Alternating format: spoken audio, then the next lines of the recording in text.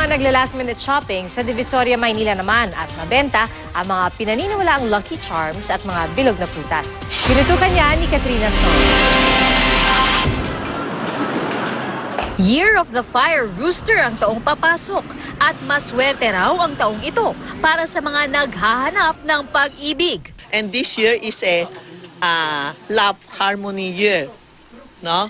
Yung gusto maghanap ng asawa or boyfriend, girlfriend, or gusto mag-baby, this year is the best year. Para daw maswertehin, maraming namimili ng Lucky Charms at figurines sa Binondo, Maynila, tulad na lang nitong rooster figurine. Tingnan mo yung mga rooster namin nakabuka. Ibig sabihin tumatawag siya ng pera kasi this year maganda ang economy natin. Mabili rin ng prosperity basket na inilalagay sa pagkainan. May laman itong iba't ibang uri ng pampaswerte. Maganda rin daw ang magsuot ng pulang damit at pulang underwear. Maaari rin daw maglagay ng pera sa angpaw at ipamigay sa mga anak o kamag-anak.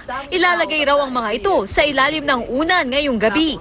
Maganda rin daw ang magpagupit ng buhok para maalis sa mga negative energy at negative vibes ng nakaraang taon. Huwag din daw magsasabi ng bad words. Imbes na paputok, may electric fireworks na pwedeng alternatibo. At kahit ilang oras na lang bago magbagong taon, dagsa pa rin ang mga namimili rito. Yearly nandito ako. Wala namang mawawala kung talagang nasa sayo din yun eh. Ang mga pampaswerte gaya ng may pulang laso sa gabi at pinya, 50 pesos ang presyo. Sa Divisoria naman, patuloy rin ang dating ng mga tao kahit maulan.